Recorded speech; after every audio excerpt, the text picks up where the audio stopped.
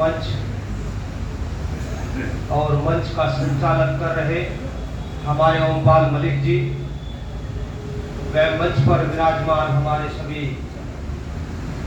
नेतागण और मेरे पूरे भारतवर्ष से आए हुए देवतुल्य बुजुर्गों, नौजवान साथियों और मेरे किसान भाइयों, मैं सुनील बालियान भारतीय आप सभी को दंडवत प्रणाम करता हूं, नमन करता हूं, वंदन करता हूं।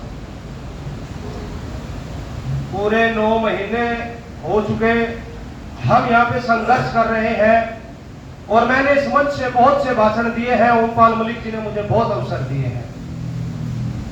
ओजस्वी विचार रखता हूं क्योंकि क्रांतिकारी धरती से आता हूं, जिला शामली का निवासी हूं। महेंद्र सिंह टिकैत जी का पुत्र समझो क्योंकि उसी बालियान खाप से आता हूं, उन्हीं के परिवार से हूं। सबसे बड़ी बात यह आती है आज के समय जो इन लोगों ने 5 तारीख की बात को भारतीय जनता पार्टी ने अपने लिए एक मुद्दा बनाने का काम किया है कि अल्लाह अकबर और हर हर महादेव के नारे को उसमें से काट करके दिखाया गया कि इन लोगों का धर्म भ्रष्ट हो चुका है। ये बोलते हैं कि ये लोग देश को तोड़ते हैं। मैं उन लोगों को इस मंच के माध्यम से बताना चाहता हूं कि देश तोड़ने का काम आप लोग करते हैं, क्योंकि आज तक जितनी भी पार्टियां इस देश के अंदर है, किसी ने खाली हिंदुत्व की बात नहीं की, हर धर्म की बात की, हर बिरादरी की बात की। केवल एक पार्टी ऐसी भारतीय जनता पार्टी है जो केवल ये कहती है कि मैं हिंदू की ठेकेदार हूं। मैं उस सरकार से पूछना चाहता हूं कि जब बाबरी मस्जिद का गुंबद गिराया गया, उस गुंबद को गिराने में 2 हिंदू थे, वे हिंदू आज कहां हैं? क्यों उन हिंदुओं ने मुसलमान धर्म कबूल कर लिया? उस वक्त वो आरएसएस कहां चली गई थी? क्या उस आरएसएस को कच्छाधारियों को उनकी सुरक्षा नहीं की गई? आज वो पूरे हिंदुत्व की सुरक्षा करने की बात करते हैं। ये मेरे देश की विडंबना है, क्योंकि हमारे देश वालों को, हमारे नौजवान साथियों को भ्रमित कर रहे हैं। मेरे बहुत से साथी मुझसे पूछते हैं, भाई अल्लाह अकबर के नारे लगे। मैंने उन्हें बताया, क्या तुमने कभी अपना इतिहास पढ़ा है? क्या तुमने कभी अवध का युद्ध देखा है या सुना है या पढ़ा है? या तुमने 1857 की क्रांति को देखा है जिसके अंदर अल्लाह अकबर और हर हर महादेव के नारे लगते थे? किसी का जवाब नहीं आया, क्योंकि जब इन लोगों से आप तथ्यों की बात करोगे तो ये मैदान छोड़कर भाग जाते हैं। हमारे जो पुलिस प्रशासन के भी साथी हैं और ये जो सरकार हमारे सामने पुलिस प्रशासन को उड़ाती है, मैं इस मंच के माध्यम से उनको भी बताना चाहता हूं कि 99.99% जितने भी पुलिस और फौज में भर्ती है उसमें व्यवसाय लिखा जाता है। हर कोई अपना व्यवसाय कृषि लिखता है। सरकार उठा करके देख ले उनके फार्म को कि वो सभी किसान के पुत्र हैं, किसी आरएसएस वाले के पुत्र नहीं है, किसी नेता के पुत्र नहीं है।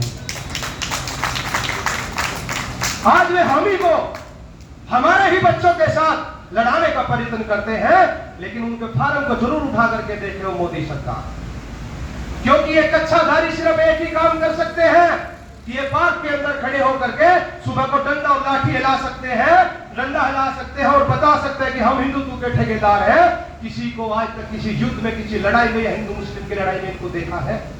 ये हम और आप लोगों को बांटने का प्रयत्न करते हैं, हम और आप लोगों को लड़ाने का प्रयत्न करते हैं। ये लोग गुमराह करने का काम करते हैं, लेकिन आज भारतीय जनता पार्टी जिस तरीके से हमारा प्रचार कर रही है, वो मूर्ख नहीं जानती कि चर्चा, पर्चा, खर्चा राजनीति का सबसे बड़ा मुद्दा है ये, और हमारा प्रचार मुफ्त में किया जा रहा है क्योंकि वो मीडिया नहीं दिखाना चाहती थी। आज हमारा चेहरा बड़ी बड़ी मीडिया कंपनी में देश विदेश तक हमारी चर्चा हो रही है। आज वो हमें धर्म के बारे में बताएंगे। हम कहते हैं उनसे कि ये धर्म क्या है? शिक्षक का धर्म है शिक्षा देना।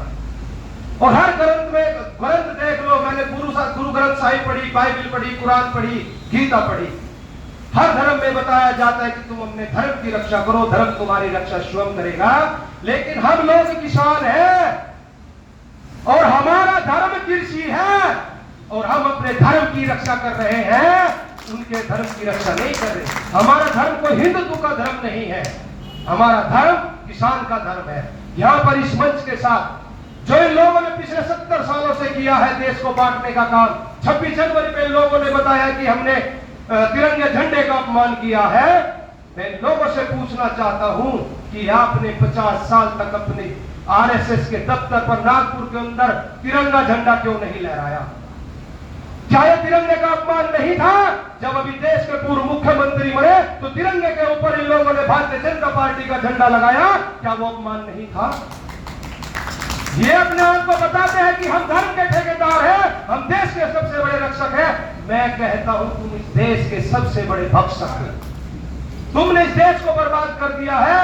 अब सबसे पहली बात यह आती है कि आज तक देश का कोई ऐसा प्रधानमंत्री नहीं हुआ जिसका जन्मदिन बेरोजगार दिवस के रूप में मनाया जाता हो। यह पहला ऐसा प्रधानमंत्री है नरेंद्र दामोदर दास मोदी जिसका जन्मदिन बेरोजगार दिवस के रूप में मनाया जाता है। अभी 17 तारीख आ रही है, 17 तारीख को इसका जन्मदिन है। पूरे भारत के अंदर आंदोलन है, हर कोई बेरोजगार दिवस के रूप में मनाता है, क्योंकि युवाओं को क्या चाहिए? रोजगार। एक मजदूर को क्या चाहिए? मजदूरी। और एक किसान को क्या चाहिए? अपनी फसलों के अच्छे दाम। आज ये हमारे गन्ने पर 5 पैसे बढ़ा करके प्रति किलो हमें ये बताते हैं कि आप लोगों को हमने फायदा दे दिया। सिर्फ 5 मिनट दूंगा, आज 2 मिनट।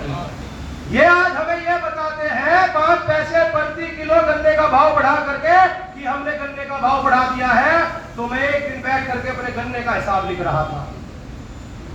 उस गन्ने के हिसाब को लिखा क्योंकि गन्ने के किसान यहां पर सबसे ज्यादा है।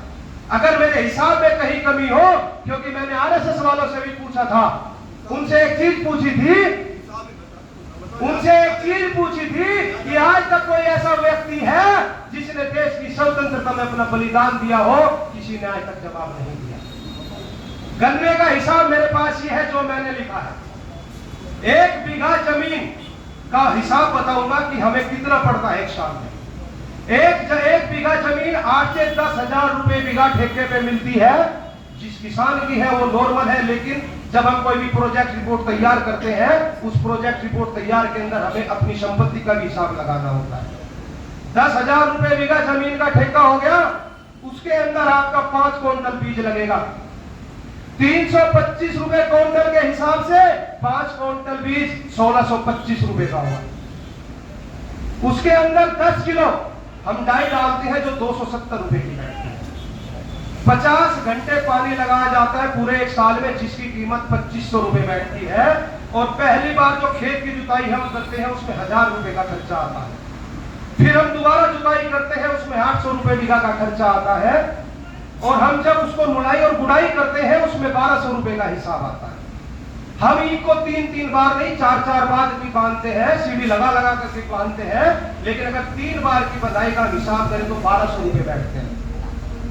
दवाई और खाद जो हम डालते हैं 1 बीघे में 2000 रुपए की न्यूनतम, जो कम से कम दवा है वो डालते हैं। और छुलाई निकलता है 80 क्विंटल का बीघा। हर किसी का तो निकलता नहीं, लेकिन जिसका बहुत अच्छा ईंख हो वो 80 क्विंटल का बीघा निकलता है। और ईंख की जो छुलाई है वो 45 रुपए क्विंटल के हिसाब से छुलाई का हिसाब दिया जाता है। वो हमारी बैठगी 3600 रुपए। अब गन्ना की जो ढुलाई है आप अपने ट्रैक्टर से ढो लो। आप बड़े ट्रैक्टर से ढोगे तो 1000 रुपए के आसपास तेल का खर्चा आ जाता है। भाड़े में 1400 रुपए के आसपास का खर्चा आता है। कुल खर्च हमारा जो मैंने योग किया इसका कुल खर्च हमारा बैठा है 25,195 रुपए। और अगर कुल पैदावार हम 80 क्विंटल बीघा के हिसाब से भी करें तो 80 क्विंटल के हिसाब से करें तो 325 के गुणा के हिसाब करें तो 26,000 रुपए का हिसाब बैठता है। यह कौन सी बचत है बताइए? 1 बीघे में कुल 805 रुपए की बचत। 805 रुपए के लिए किसान रात दिन उस ईंख में लगा रहता है, उस खेत में लगा रहता है। और ये सरकार उसी से एथेनॉल पैदा करती है जो आज के समय भगवान का रूप हो रहा है, जो हम सैनिटाइजर इस्तेमाल करते हैं। देश की पूरी शराब गन्ने से बनती है। और आज जो किसान इस चीज को पैदा कर रहा है वो आज परेशान है। ये मेरे देश का दुर्भाग्य है। आज मैंने समय की मर्यादा है, काफी समय ले लिया। मैं इस चीज के लिए ओमपाल मलिक जी से माफी चाहता हूं, क्योंकि हिसाब समझाना भी जरूरी था ताकि उस सरकार तक पहुंच सके जो ये कहती है कि मैंने आपके 5 रुपए प्रति क्विंटल गन्ने का भाव बढ़ा करके हमारे ऊपर एहसान कर दिया। हमें ऐसे एहसान की आवश्यकता नहीं है। साथियों, इसी के साथ मैं अपनी वाणी को विराम दूंगा। जय हिंद, जय भारत, भारत माता की, अल्लाहू अकबर, हर हर